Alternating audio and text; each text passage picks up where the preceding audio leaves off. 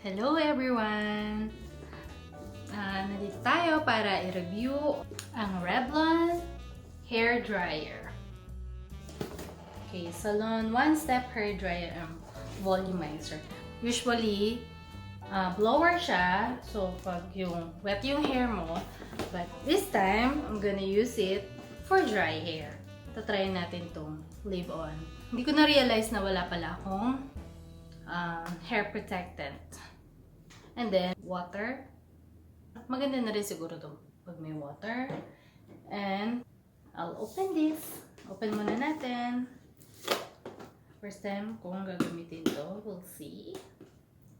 Ano meron dito. Pasensya na sa aking voice. Medyo husky. Meron ako konting sipon. So, okay. Okay. So, ito lang ang laman. Oh. Meron pa pala siya dito. Okay. So, this is the instruction.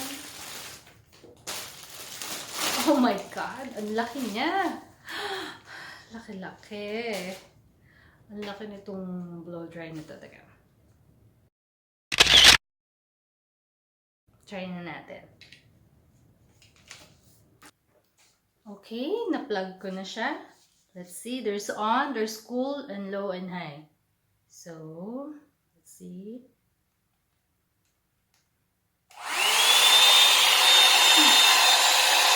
Okay. Low. Oh, it's hot. High. Okay. We'll get used to it. Okay, tatanggalin na natin na.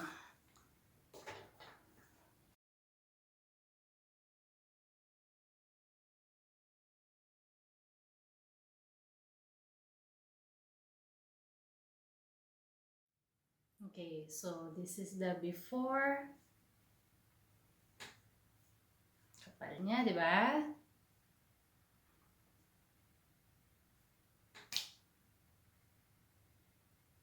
Lagyan natin ng leave-on. Just a little bit.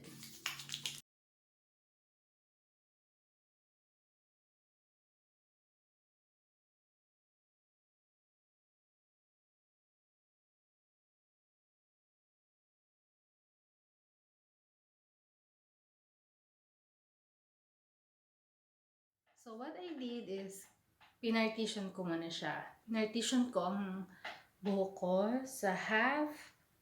Para yung half muna. Mag-start muna tayo sa half. Okay, let's start this.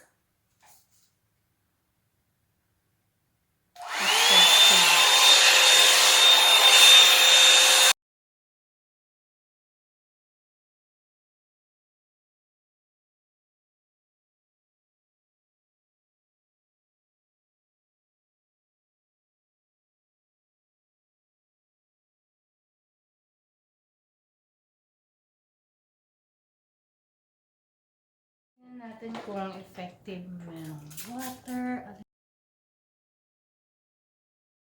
Pero mas maganda siguro kung wet hair tayo nag-start. But, let's see.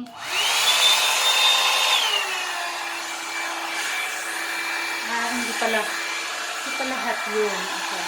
This one is hot. Yung nauna, hindi siya hot. Yung una ko na-try pala is cool. So, wala tayo sa hot but low.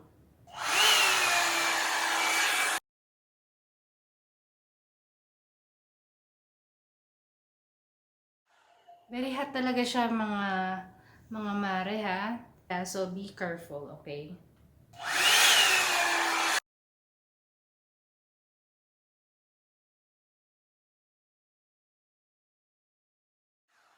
Oh my God, para ko talaga nagpa-blow dry sa parlor. Sobrang mainit. So far, itong comparison. So far, ganda naman. Let's see. Let's do it again.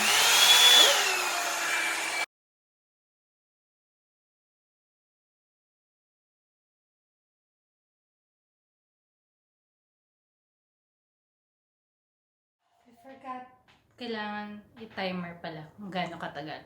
So, probably I started 10 minutes ago or 5 minutes. Okay. Let's do it again.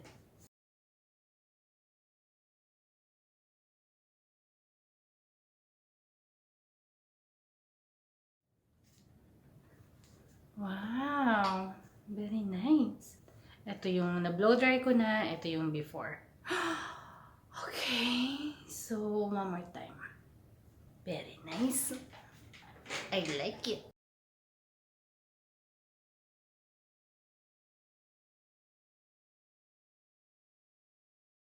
So, nakita nyo yung naamoy-amoy ko. Para ka talaga nasa parlor. Okay, try natin yung high.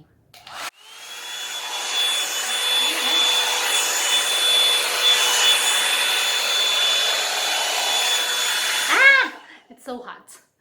Be careful. Low lang tayo. Okay. It's so nice, mga mare. Okay. Not bad, diba? Look at that. So, dapat dito lang. Ito hindi ko maabot. I think we can do that. Okay, let's try it.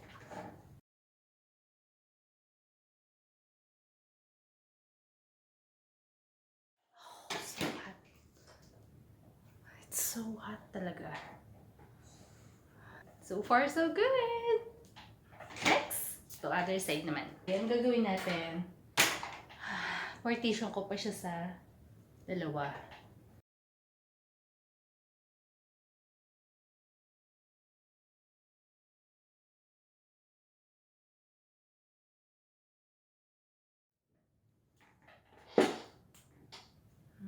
Very nice. Okay, let's do it again.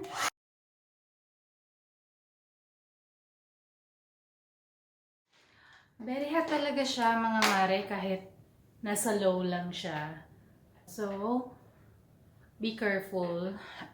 Usually, pag nag-flat iron ako, gumagamit ako ng gloves. Ganun din sana dito, nag-gloves ako. But, nasa taas yung gloves eh. Tamad lang pumanik. But next time, pag nagganito uli ako, I will definitely use the gloves. So, continue lang natin.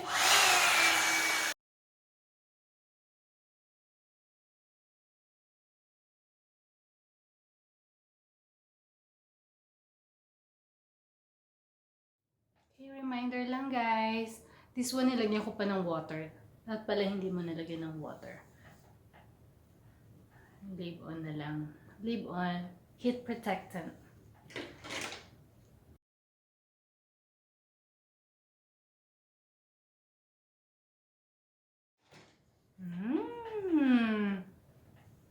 Very nice.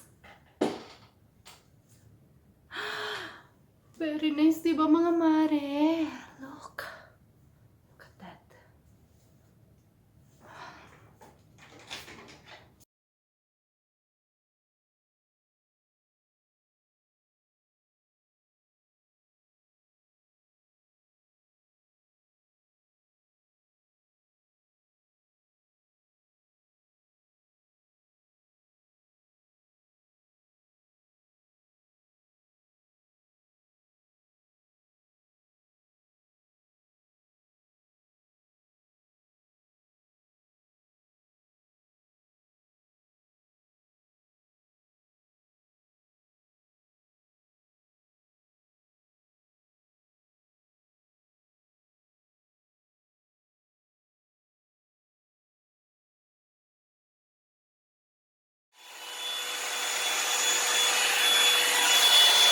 Oh my God!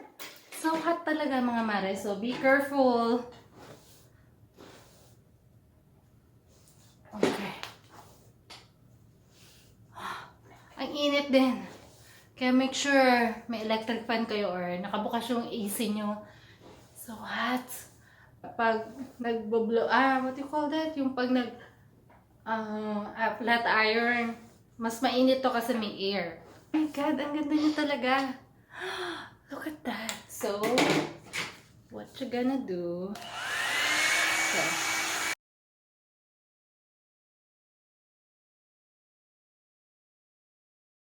ang ganda talaga niya, mga mare. So, meron lang ditong isa hindi ko naayos. So, let's do it.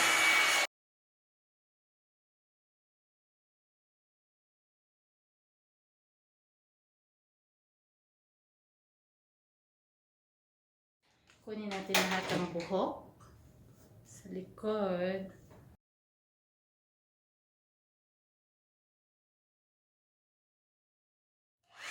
Lagay lang sa low, and then, just continue lang ganyan.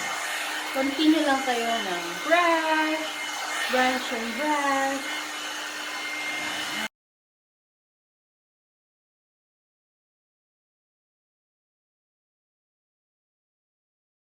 Parang model ng shampoo, di ba mga mare? Look at that. I think that's it. So, pa-stop din ako kasi nag-film. So, parang natapos ng like 35 minutes. So, kung tuloy-tuloy lang siguro, 30 minutes pag dry yung buhok mo. Okay, mga mare, ito ang finished product. Para lang akong model ng shampoo, oh. Diba? Ayusin lang natin ng konti.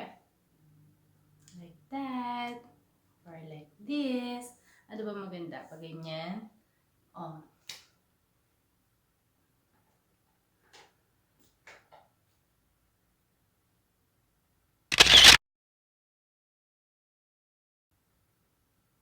O, di ba mga mare, para lang ako model ng shampoo. It's very nice. I love it. Kung sino man naka-invento nito, for sure. For sure. You're a genius. Dito, binili ko lang siya. $60. And then, naka-sale, $10 off. So, it's like $50. Pwede na. So, talagang very, very convenient. Very convenient, very nice. Nakita niyo naman yung end result. Kailan talaga ang pagpapawisan kayo? Hot. Hot talaga yung high. Mapapaso kayo, so be careful. Nagkaroon siya ng volume, and then nagkaroon din siya ng body. So, kung siguro talagang matagal pa yung pagkaka-blow dry nyo, mas lalong maganda yung hair nyo. Kaya lang talagang mainit siya. So, ang thoughts ko, it's very nice, and talagang effective. And then, ang downside, syempre, blow dryer, hot siya, mainit talaga. So, merong low and high.